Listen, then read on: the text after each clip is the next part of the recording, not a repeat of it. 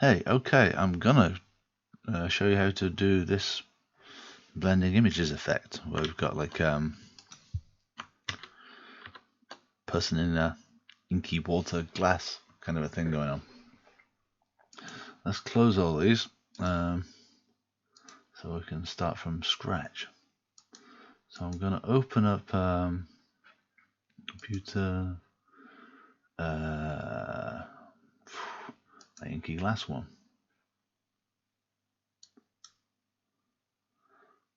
Which is my starting point image. I got this off Pixabay. I think I searched for water ink. It seemed okay. I'm going to duplicate this up so we've got a background copy of it. It's not really essential. I'm going to open up my picture of a guy. Just doing file open. I want to select just his head if I'm able. So I'm using the object selection tool, and I've just dragged the box over exactly like this little icon, and it's done a pretty good job of selecting his face. It's only really the front of his face it matters for. There's a piece missing here, so I'm going to fix that by going into select and mask and using the refine edge brush tool a little bit, just to kind of pull some of that back. Just drag around his beard and just fix some of these hairs up a little bit.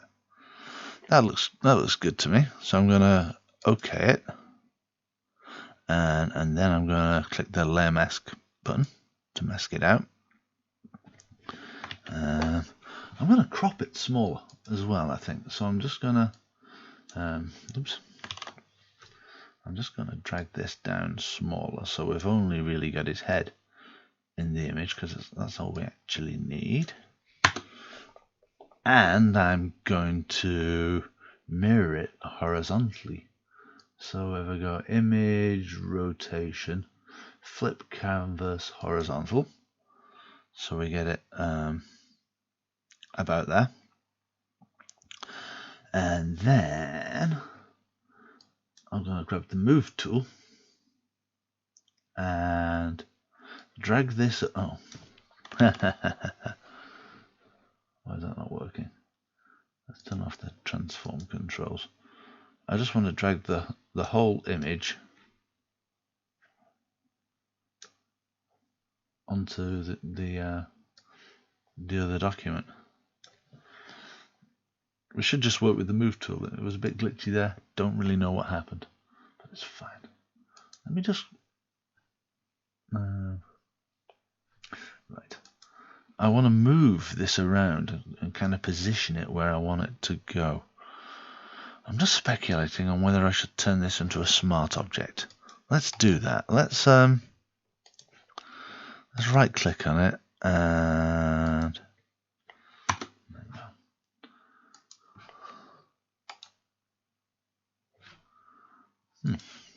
maybe it won't let me do it because it's masked. It's fine. We'll not go into the smart object. We're only making it smaller. I was just speculating if I needed to scale it up.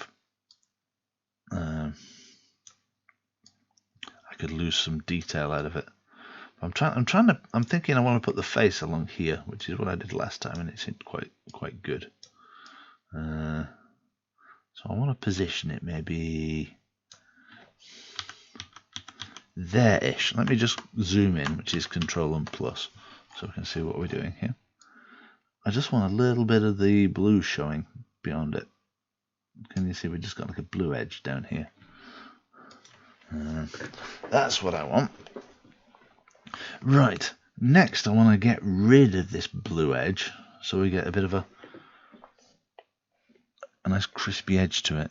Now to do this I need to select the head again. Now I think if I do Control and click on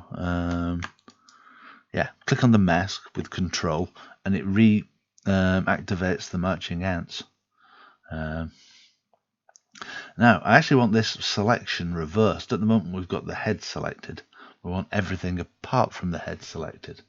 So if I go up to select and then inverse, if I zoom back, Now we've got the marching ants around the outside, which tells us we've got the selection the correct way around. Right. What I want to do now is select my duplicate layer of the ink. So I call it ink. Ink. And we'll call that one face. So we're a bit organized. We can hide that layer, which is just our copy. Right, I want to use the clone stamping tool to get rid of some of this, because this background, while it looks kind of white, isn't fully white, and if I started trying to paint on it, we'd end up with gungy looking marks. So I want to use the clone stamp tool, and there's a lovely little preview of what it does. Paints with pixels from another part of the image. So to use this, I'm adjusting the size of it using the square brackets. You can also adjust the size of it up here if you so want to. And I'm going to use the Alt key to select an area, and then I'm going to paint over the edge of it and just kind of get rid of that blue. That's pretty good. Okay, so if I hide my guy, you can see we've got like a face silhouette going on, which matches our guy. Right, what do we want to do now? Next, we want to get rid of some of the rest of his face. So we're going to select the layer mask. You can tell you got the layer mask selected because it's got these little white edges around it. And we want to hide it. So we know that black conceals, white reveals. So I'm going to get my paintbrush on, and we want to hide it. Now I've still got this selection going on. I can deselect that by pressing Control D to get rid of the marching ants. And now with a soft brush, which is like one of these fluffy ones rather than a hard brush, which looks like this, I've turned my opacity down a bit. Turn it about a bit more, and the flow's about 30%. And I'm just going to brush over and hide some of this. I'm going to turn my opacity up to make it go a little quicker, because we want to hide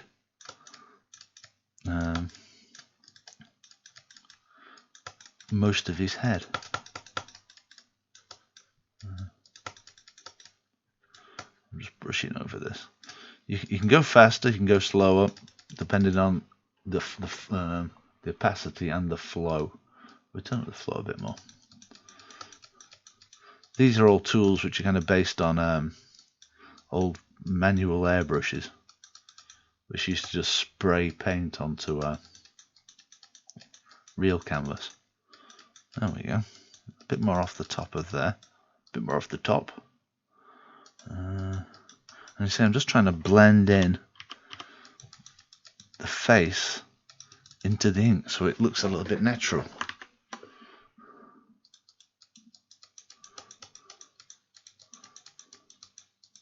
That's not too bad.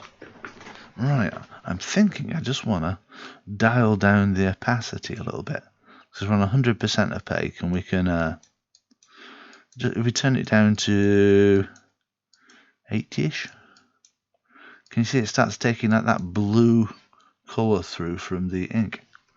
And I think that doesn't look too bad. There we go, facing the ink. As easy as that. Thank you for watching.